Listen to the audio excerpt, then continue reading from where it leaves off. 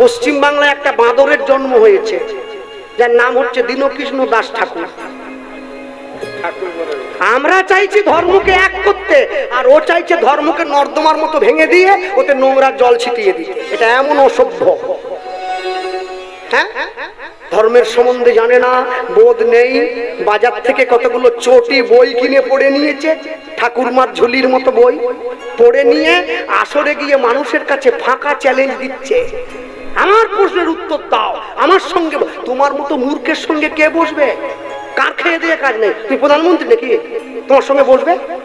তোমার সঙ্গে বসলে মানুষের কি লাভ হবে? এ তো মুখস্থ মাল, মুখস্থ করে সাপ্লাই দিচ্ছে মানুষের কাছে।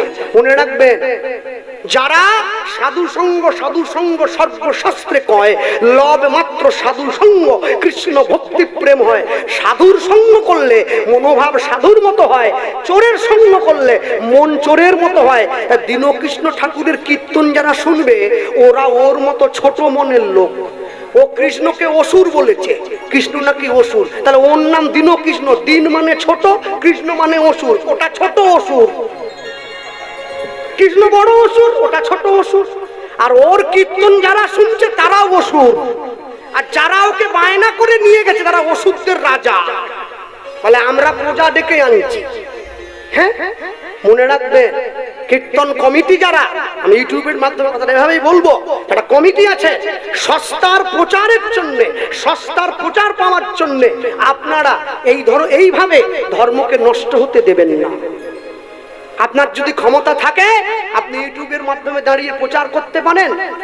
নবীজি 14টা বিয়ে করেছিলেন, নিজের পুত্রবধূকে পর্যন্ত বিয়ে করেছেন। যে কারণেই করুক, প্রচার করুক। তো মুসলমান ধর্ম এই কথাটা প্রচার করলে গুলি করে দেবে রাস্তায় দাঁড় করিয়ে তোমাকে। তুমি হিন্দু বাড়িতে জন্মেছ, হিন্দু ঘরে খাচ্ছ, তুমি সমাজ জাগরণ করছো। সত্য সন্ধানী দীনকৃষ্ণ ঠাকুর সমাজকে জাগানোর জন্য বাবা কীর্তনাসন নয়। আমি আপনাকে সম্মান দিয়ে বলবো, সমাজ জাগানোর জন্য একটা দল করুন।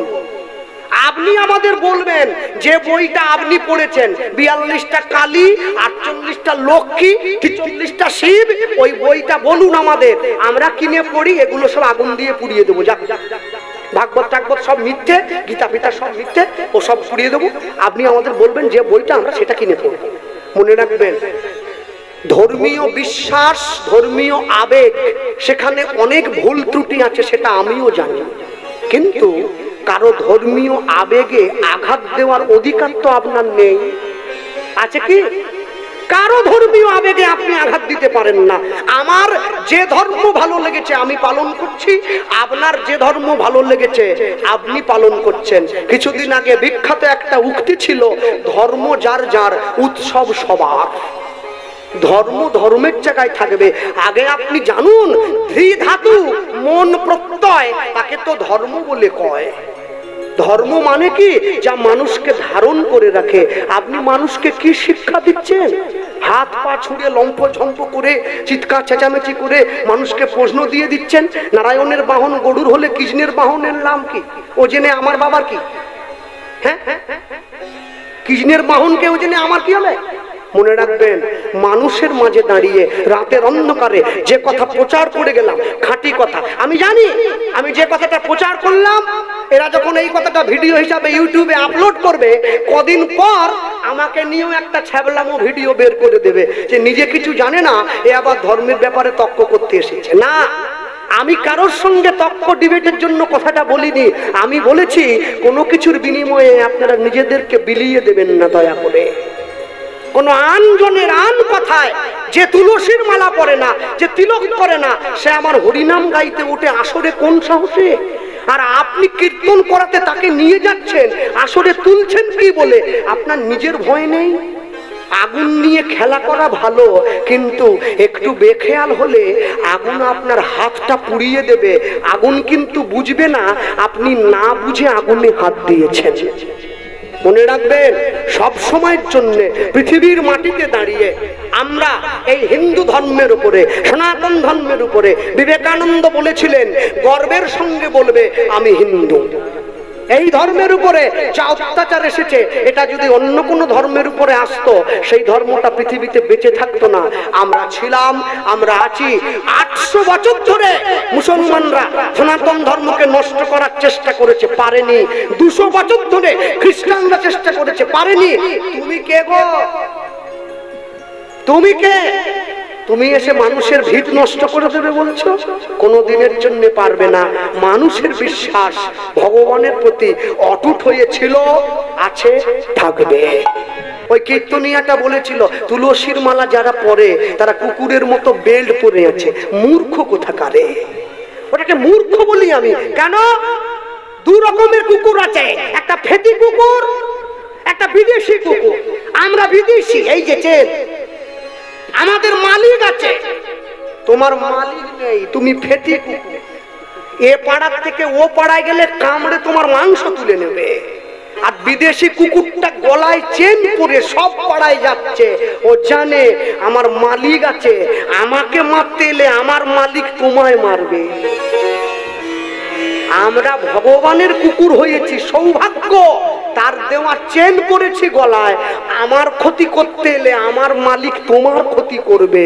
কিন্তু তোমার গলায় তো বেল্ট নাই, তোমার ক্ষতি যেদিন পাড়ার লোক করবে। আমি শুনছিলাম ওটা নাকি বডিগার্ড নিয়ে কীর্তন করতে যায়, প্রাণে ভয় ঢুকে গেছে, হরি নাম করছে বডিগার্ড নিয়ে। আরে মন্ত্রী লুঙ্গি পরে বাজার যায়, কীর্তনিয়া বডিগার্ড নিয়ে কীর্তনে যায়। এবারে বুঝে নেন পায়ের মাটিটা কতটা শক্ত না নড়ে গেল। মনে রাখবেন, নিন্দা করা ভালো, কিন্তু নিন্দা যেদিনকে চরম সীমায় চলে যাবে, যারা শুনছে তারা মানুষ, তারা কোনো পশু নয়। পশুর ধর্ম পশুত্ব, অগ্নির ধর্ম দহনত্ব, মানুষের ধর্ম তার মনুষ্যত্ব। আপনি মনুষ্যত্ব রাখুন। কেন? ইউনিভার্সিটির ডিগ্রি মোদের আছে কত শত, তথাপিও চলন বলন যেন গণ্ড মূর্খের মতো। মানুষ হয়ে জন্ম নিলে মানুষ বলে না, মানুষ হবে আসবে যেদিন জ্ঞানের চেতনা। বাদরের আদর বেশি হচ্ছে সারা দেশে, বৃদ্ধ বাবা মায়ের সেবা ছেড়ে ছেলে মেয়েরা বাড়িতে কুকুর কিনে পোষে। সৎ ব্যক্তি কাঙাল বেশে রাস্তায় রাস্তায় ঘোরে, অসৎ ব্যক্তির টাকার জোর দিন দিন যাচ্ছে বেড়ে। অধম দীনদাসে কয়, ওরে মানুষ পশুর ধর্ম ছাড়ো, মানুষ যদি হতে হয় মানুষের পা জড়িয়ে ধরো। নিতাই গৌর প্রেমানন্দে হরি বল হরি বল। তুমি অহংকার করে মানুষকে বলছো আমার প্রশ্নের জবাব দিতে পারলে টাকা ফেরত দিয়ে দেব। কত টাকা আছে তোমার? একটা ফোড়ার টাকা আছে?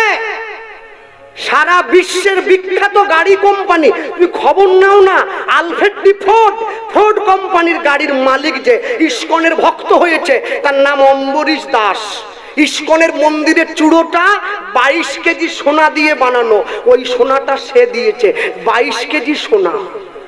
আমি না হলে 2টো বই পড়েছি, আমেরিকার লোক কি 2টো বই পড়েছে নাকি? পৃথিবীর সব থেকে উন্নত দেশ, সে ভক্ত হলো, আর তুমি বলছো আমার প্রশ্নের উত্তর দিতে পারলে টাকা ফেরত দিয়ে দেবো। বিরাট টাকুয়ে হয়েছে, বিরাট টাকা। হ্যাঁ, কার টাকা? তো ভিক্ষা করা টাকা। যত বড় কীর্তনিয়া হোক তাকে আঁচল পাততে হবে, মনে রাখবেন। আসরের শেষে মানুষ যখন প্রণামীটা দেয়, পাতে না? 70,000 টাকার কীর্তনিয়া হলেও পেতে দেয়, নিয়ে এসো। মানুষের তো কুলোই না, আমিও পেতে দেই। কেন? এ জগতে হায় সেই বেশি চায়, আছে যার ভুরি ভুরি, রাজার হস্ত করে সমস্ত কাঙালের ধন চুরি। তুমি আঁচল পেতে মানুষের কাছে টাকা নিলে, আবার সেই টাকাই মানুষকে ফেরত দেবে বলছো, তুমি বিরাট হয়ে গেছো একবারে। কেন? মনে রাখবেন, হনুমানের লেজে আগুন দেয়া হয়েছিল, মুখে নয়। মুখে আগুন দিলে তো বডি পুড়ে যাবে, তাই লেজে দিয়েছে। তোমার লেজটা যেদিন দেহের থেকে বড় হয়ে যাবে, পাবলিক তোমার লেজে আগুন দিয়ে দেবে, সেদিন জানবে।